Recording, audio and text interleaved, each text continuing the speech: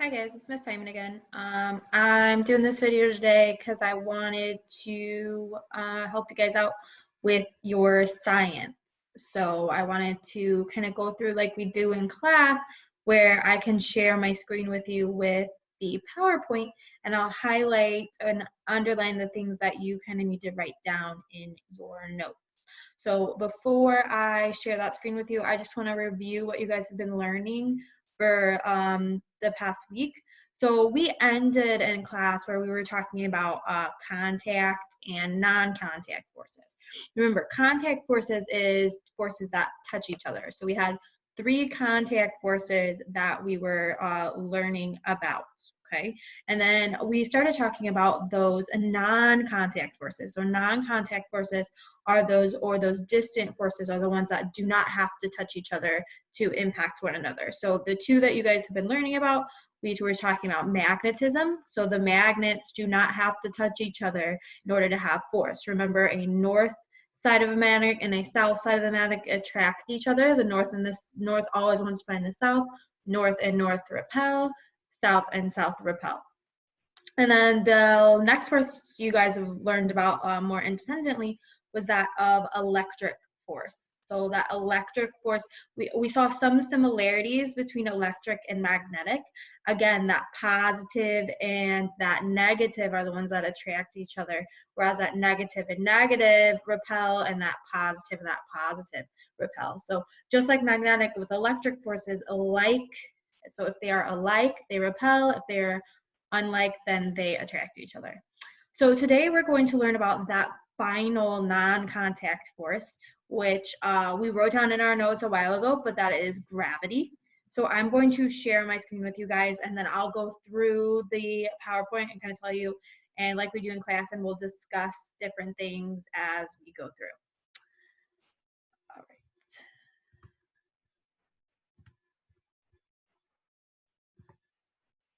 Okay, so on your screen, you should see the PowerPoint. So like I said, the non-contact force we're going to work with today is gravity. So go ahead in the next page of your notes, you can go ahead and write down gravity because that's what we are going to be talking about. If at any point during this video I go too fast and you're still writing, just go ahead and pause the video and you can write the notes down and then play it when you are finished with the notes. All right, so let's get started.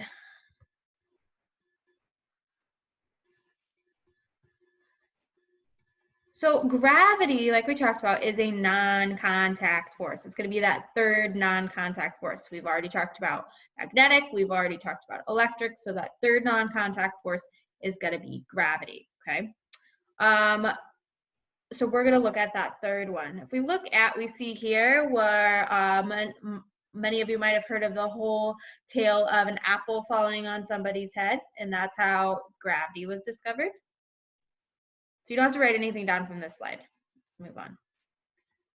So gravity is also known as a constant force. What this means is this force is probably the most familiar to you. If you were to hold an apple and then let it go, which way would it go? So if you guys had an apple, or like I've talked about before in class, a marker, if I was to let that marker go, what happens to the marker? Okay. It automatically falls to the ground, okay? You didn't have to throw it to make it fall to the ground. It fell to the ground on its own, okay? Since it wasn't moving and then it started moving, something obviously had to apply to it, but again, nothing's in contact with it. It just falls to the ground. Well, that is that force of gravity. And we can see gravity is considered constant. It's always happening.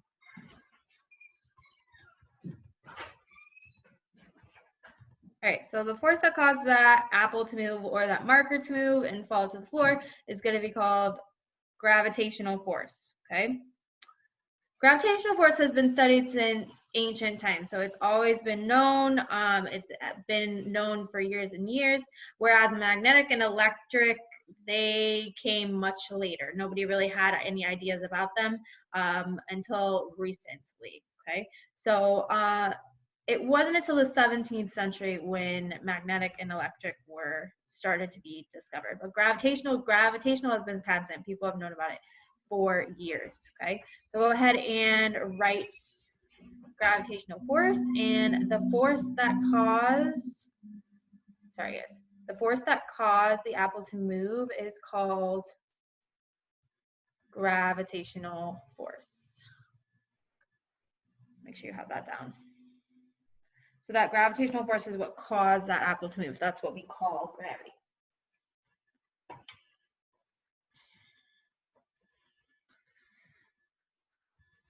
All right, and you also need to know that gravitational force has been studied since ancient times. It's been known for years. So go ahead and have that down as well.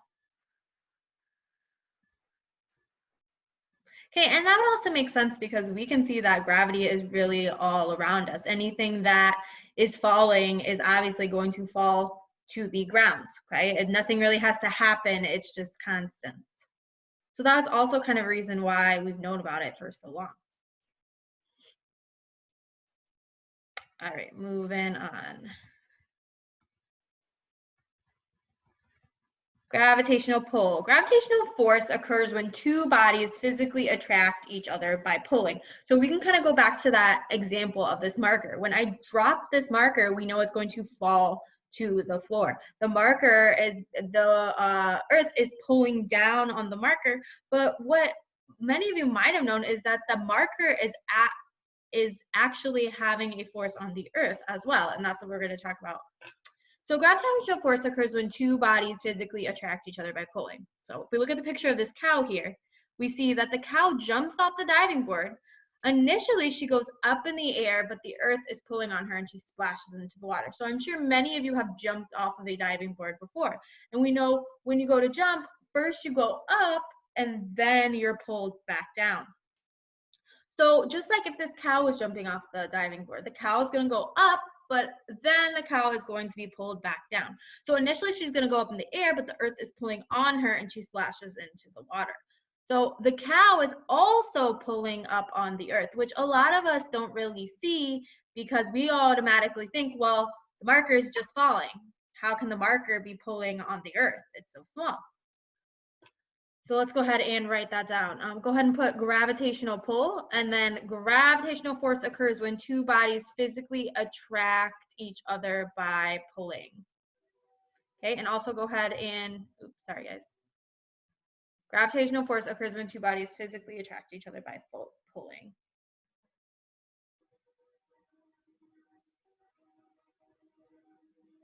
Okay, after you have that down, I want you to also, you can draw this example of the cow. Okay, maybe you don't want to draw a cow, you can draw a person on a diving board, that's fine. Okay, and then write this down as well. The cow jumps off the diving board, illustrating she goes up in the air, but the earth is pulling on her and she splashes into the water. Because that is important as well. That shows us that the cow is not only being pulled down to the earth, but the cow is also has a force on the earth. It's not just the earth pulling on the cow. The cow has a force as well.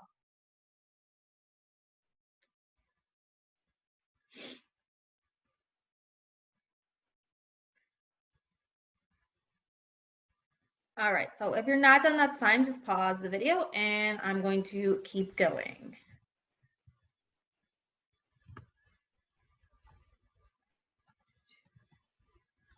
So gravitational force is also why the moon does not move away from the earth, but it revolves around it, okay? So we talked about that before, that the earth revolves around the sun and then the moon revolves around the earth. So gravity is the reason that the moon does not fall and crash into the earth because it's being held in place by gravity, okay?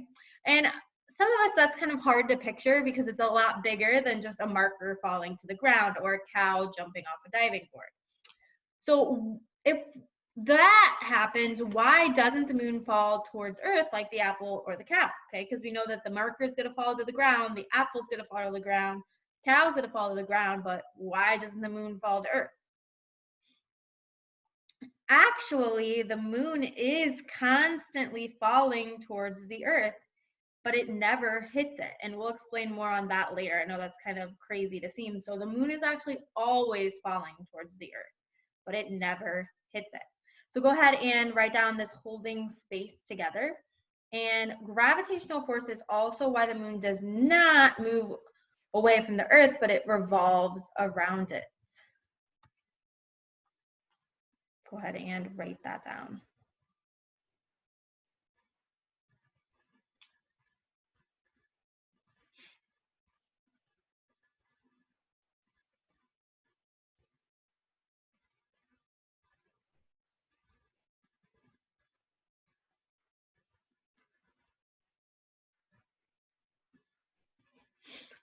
All right, and after you have that down, go ahead and add this concept as well. The moon is actually constantly falling towards the earth. And I know that's kind of tricky because we know that the moon doesn't crash into the earth, okay? But we're going to talk about that more later.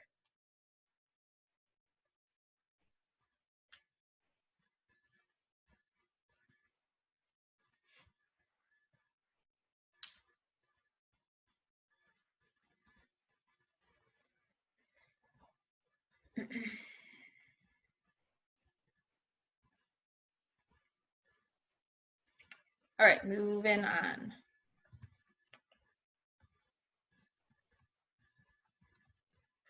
So there's many different people who helped discover gravity and helped show what it was and why this concept is what it is. So the first one we're going to talk about is this person named Aristotle. Aristotle was a great philosopher in ancient Greece who wrote about philosophy, science, logic, poetry, politics, and many other things. So he knew a lot. In 350 BC, he wrote about physics and specifically gravity. So he was kind of one of the first people to kind of talk about gravity.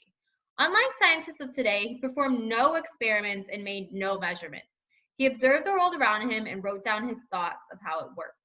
So he is very different than any scientist we kind of see today. Why? Because he performed no experiments. He just kind of looked at everything and was like, well, this is the way it is.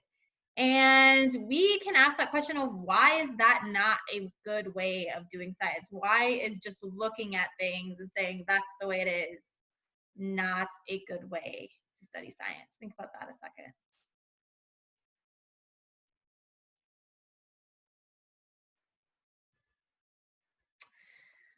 Well, if we're not doing any experiments, we really don't know if anything is what it looks like it is. So if we're not actually investigating it and experimenting, we're just saying, hey, it looks like it, we don't really know if that's the truth or not. We're not really solving anything if we're not experimenting with it. Just because something looks like the way it is doesn't mean that is what it is. So we're going to see that Aristotle, even though he knew a lot, he kind of messed up in a lot of things because he never performed any experiments. So that's kind of where his big fault was. Go ahead and write that down. You need to know that he was a philosopher in ancient Greece, and he specifically wrote about gravity and the fact that he just observed things. He really did not experiment anything. So go ahead and you need to have down, you kind of got a lot from the slide. So go ahead and write everything down that I just highlighted, please. And I'll give you some time to do that.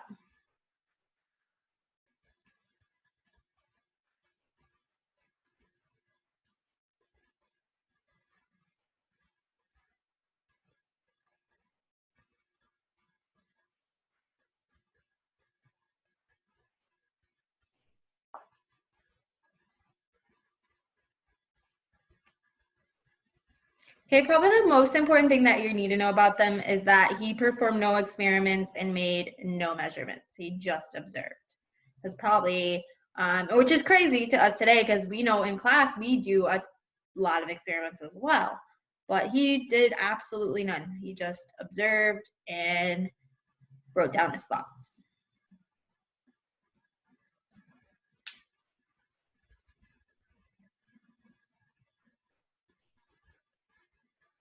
All right, you might not be done, but that's okay. Just pause the video right now, finish writing, and then you can hit play again. All right, this is a picture of kind of what he looked like or what we think he looked like, okay? So with his non-experimentation, what did he observe? Well, his one observation is one of the first, we know observation is one of the first steps of doing science. So he's not totally wrong there, but then every other scientist needs to do something with it.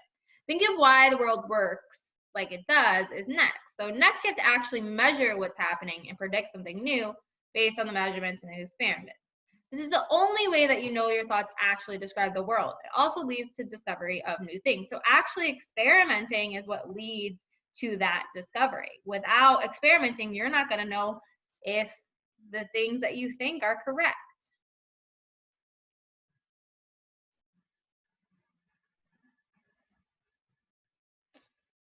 All right, moving on. So properties of gravity. Aristotle was interested in how the mass, so the weight of an object, affected how fast it fell. He observed that heavier objects fell faster than lighter objects. So when a feather and a rock were dropped from the same height, the rock would hit first. Why? Well, his observation was the fact, well, if I'm dropping a feather in a rock, obviously the rock is going to hit first because it's heavier. That's what his observation was. But he never actually experimented that. And it wasn't until the end of the 16th century that people did experiments and found out that he was actually wrong. If you drop a rock and a feather at the same time, okay, the rock might not necessarily hit the ground first. And it's not because of the weight, it's because of something else. We know that, yes, the rock's going to hit first, but it has nothing to do with the weight of the rock. It has to do with something else. And I want you guys to be thinking, well, what do we think that something else is? So go ahead and write this down. Properties of gravity. Aristotle was interested in how mass of an object affected how fast it fell. Same height, it would hit first. Okay. So Aristotle was interested in how that weight affected. So he was like, hey, a rock and a feather, drop them both, rock's gonna hit first because it weighs more. Okay, which makes sense to us, but actually the rock does not hit first because it weighs more, it hits first because of a different property of gravity, which we're gonna look at on the next couple slides.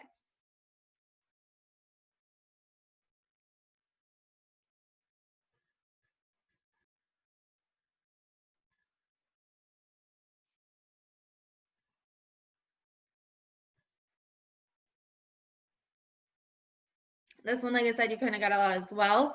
So if we're not done, pause, finish with that, and then you need to go ahead and write this down. He did not carry out any further experiments, and he was actually wrong. You can also draw the picture of this rock and this feather just to kind of remind you what we're talking about.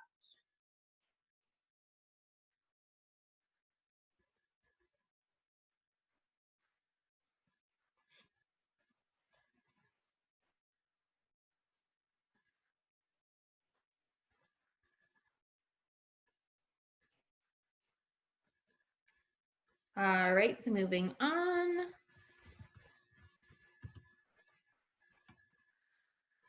So the person that proved Aristotle wrong is this person known as Galileo. Okay, many of you might have heard of him before. So he was one of the first people to actually use the scientific method, so actually experiment with different things. So he combined observation, which Aristotle did, theory, mathematics, and experimentation. So Galileo actually carried out experiments unlike Aristotle. So a famous experiment has been credited to Galileo, also been repeated by many other scientists. It involves two towers in Pisa, Italy, and was designed to see if objects of different weight fell at different speeds. So he actually tested Aristotle's idea and proved him wrong. So what you need to know about Galileo is that he was one of the first people to use the scientific method, mathematics, and experimentation. So go ahead and write that down.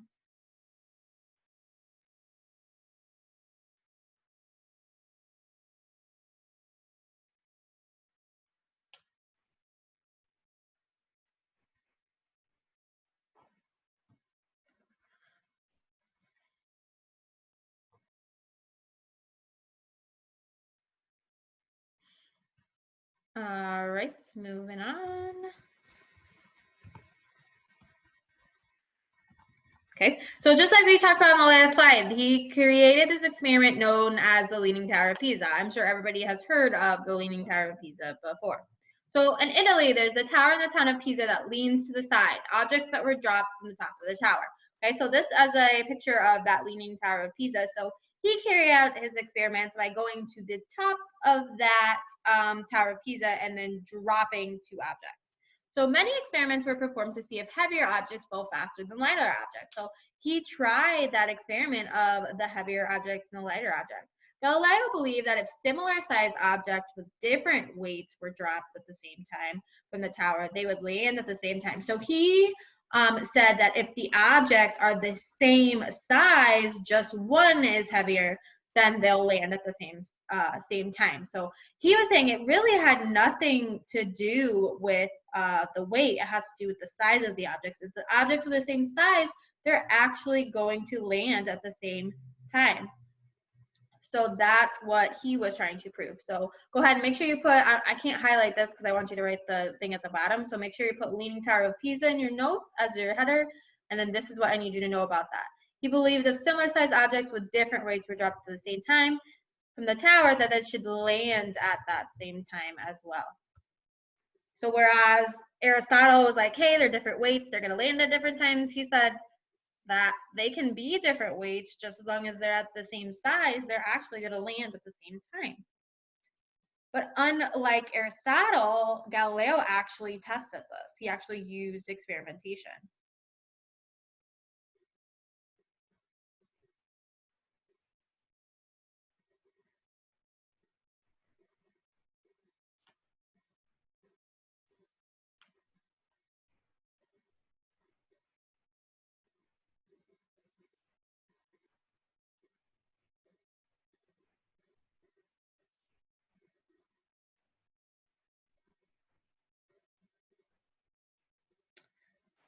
Right, moving on. So this was his experiment here. If the weight made a difference, the tower was high enough to see a noticeable difference in how long each took to hit the ground. Two balls of different weight but the same size were taken to the tower ring. They were dropped many times, and each time they both hit the ground at the same time. So because the reason why they used the Leaning Tower of Pisa was it was so tall that they said, hey, we'll be able to see why they're not dropping at the same time if we're all the way up at the top. So they used that, and what they found out was even though the balls were of different weights, they actually landed on the ground at the same time.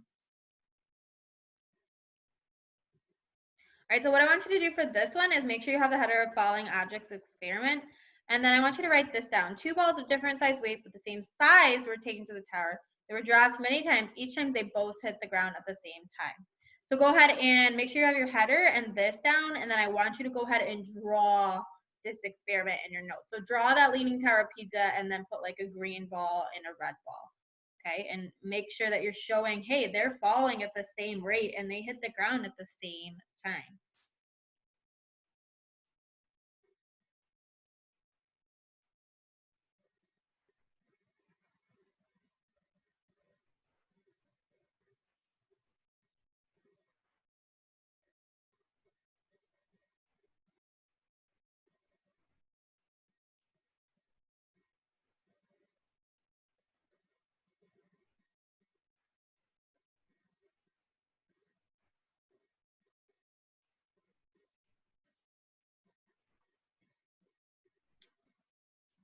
All right, moving on. If you're not done, just pause the video like I've been saying. Okay, so Galileo doing this showed the scientific method in action. Okay, so scientific method we kind of talked about a couple slides ago. So Aristotle had proposed that heavier objects fall faster than lighter ones. That was Aristotle's thing. Galileo wasn't so sure, so he experimented and tested it and proved Aristotle wrong. So instead of arguing, he designed an experiment. The experiment was carried out and proved Aristotle wrong. This is a scientific method in action. Part of the science is proving established theories wrong and developing new ones. So the scientific method, part of the scientific method, part of science is proving people wrong, proving that there is new things in science, and that's what the scientific method shows. And this is what Galileo did here. He proved Aristotle wrong. He didn't argue with him. He said, hey, instead of just observing, I'm actually going to do an experiment and prove you wrong. And he did. So for this one, make sure you have your heading of scientific method in action. So instead of the experiment was carried out and proved Aristotle wrong. This is the scientific method in action. Part of science is proving established theories wrong and developing new ones. Okay, so you can start with the experiment was carried out and proved Aristotle wrong. This is the scientific method. Go ahead and write those two things down.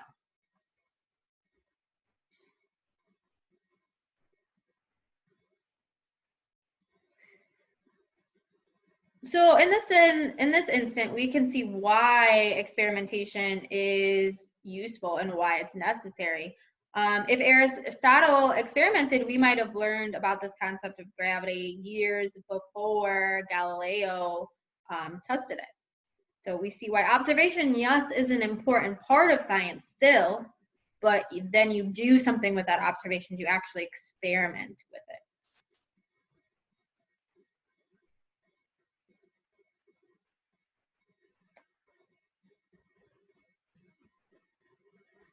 All right. Ooh, too fast, too fast. All right, so I want you guys to look at this and think about it, okay? And this is where we're gonna end off for today, and we'll pick up here tomorrow. But I want you to kind of end with this note, and I want you to be thinking about it. So let's go back to that thing that we were talking about with Aristotle, that rock and that feather. So, but what if a feather was dropped at the same time as a cannonball or a rock? Which would hit the ground first? Okay. Again, you're still saying, hey, but that rock is going to hit first. Yes, the rock is going to hit first, but why? It's not because it's heavier. There is a contact force acting here because of the air. Now think back to your contact forces. What contact force is acting on this feather in this rock here? And that's going to explain why that cannonball or that rock is going to hit first. So this is the slide that we'll pick up with on tomorrow, guys. I hope this video was helpful. Damien did suggest it, and I think it was a great suggestion. So good job, Damien. I think it helps everybody see what actually needs to be underlined and what notes you guys should be taking. So I will come back with you guys tomorrow and do the rest of this gravity lesson with that.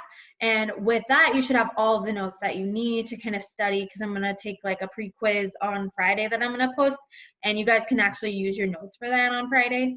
Hope this was helpful, and I'll see you guys tomorrow.